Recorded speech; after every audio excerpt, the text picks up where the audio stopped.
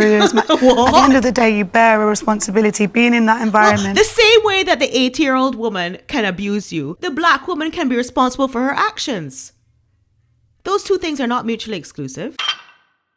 Hello everybody and welcome back to my channel, Leilani of Barbados. So look who woke up and thought she's a star. Marlene Headley, aka Ngozi Fulani. I did think it was a bit strange that her surname was Fulani because that's a tribe in Nigeria. But then we come to find out that her government name is actually Marlene Headley, okay, which is a very common Bajan name. That's right. She is of Caribbean descent, specifically Barbadian descent. Meanwhile, about a week ago, our Prime Minister, the Honourable Meghan Markle, is hanging out with King Charles, her bestie. They get along very well, they're friends. And the reason why she's saying that she has African heritage is because she's a black Caribbean person as opposed to a Chinese, white, Indian, we have melting pot. So she's culturally appropriating Africa in how she's dressing and how she's changed her name. She has completely scrubbed herself from the internet. She is a Meghan sugar. She had many posts on Instagram and other social media outlets where she is fangirling over Meghan Markle. She's a perfect target for Meghan Markle. Let's give this woman some clout. Her charity can't be doing that well because it's only geared towards black women who are suffering abuse.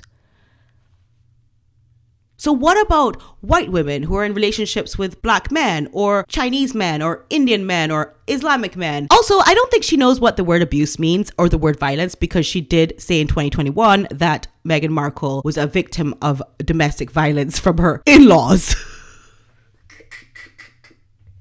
I don't know. On a serious note though, no, I'm trying to be serious about this. It's hard. I don't like when people throw around the word abuse and violence when they don't know what it means. How are you going to be the head of this charity and you don't know what abuse means? Also, you're doing abuse because Lady Hussey is an 80-something-year-old loyal servant of the royal family and you took advantage of her because you knew that she wasn't going to handle that stress and she wasn't going to come back at you and say, listen, I challenge you, but I will because you're a Bajan, right? So I can curse you, right? I can curse your asshole. Right? Because you're Bajan. Lady Hussey gave this woman, Marlene, the time of day.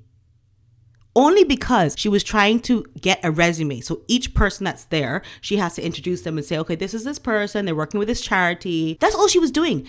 She gave Marlene an inch and Marlene took a mile. Stop with the rumors that there is some audio of this. As we know, it is illegal to record people without their permission. We also know that there is no audio. No one has shown it. No one has said that she was mic'd or anything. I don't know why people are saying, oh, it was recorded. She made up a dialogue. Okay, so she said, okay, let's jump in.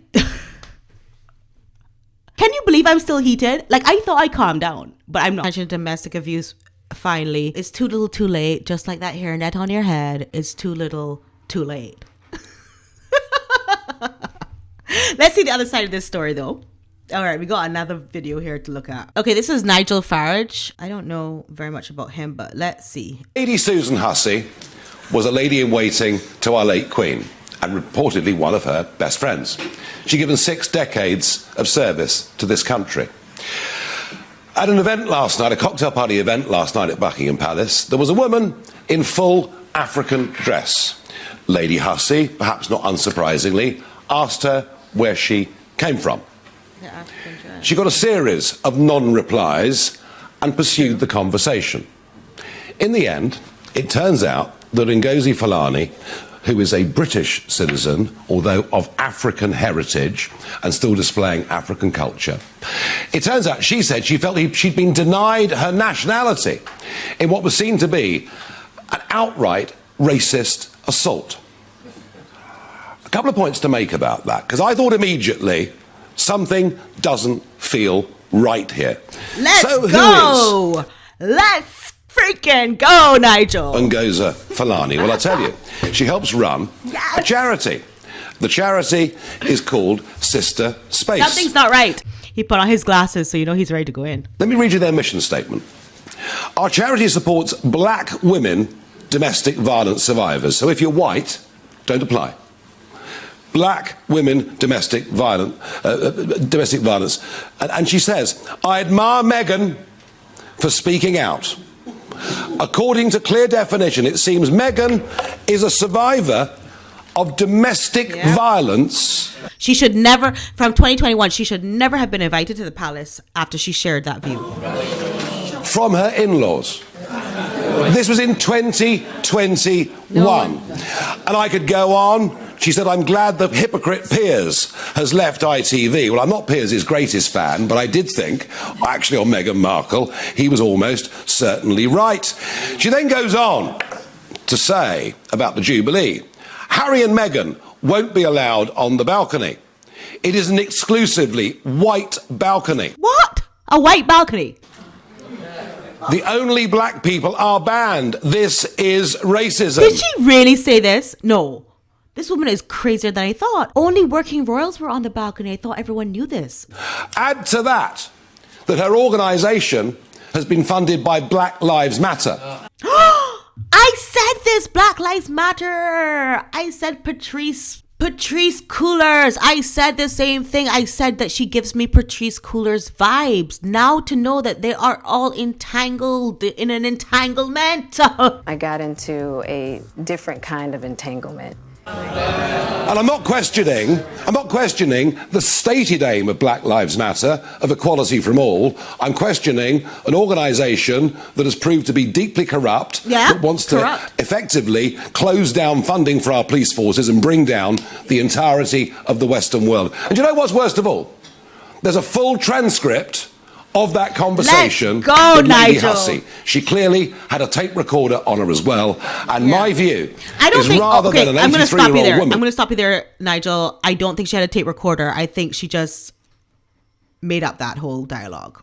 Being thrown to the wolves for doing nothing more than trying to make small talk, polite conversation at a cocktail party. My view is that Fulani planned this right from the very start. She's an anti-royal, anti-British Marxist, and it's quite wrong what has happened in the last 24 hours. Well said, man. I will... I promise you one thing, you won't hear that on any other news channel in this country tonight. Now... You will hear it on my channel, though, my YouTube channel. You'll hear it on there. Let's go. Well said.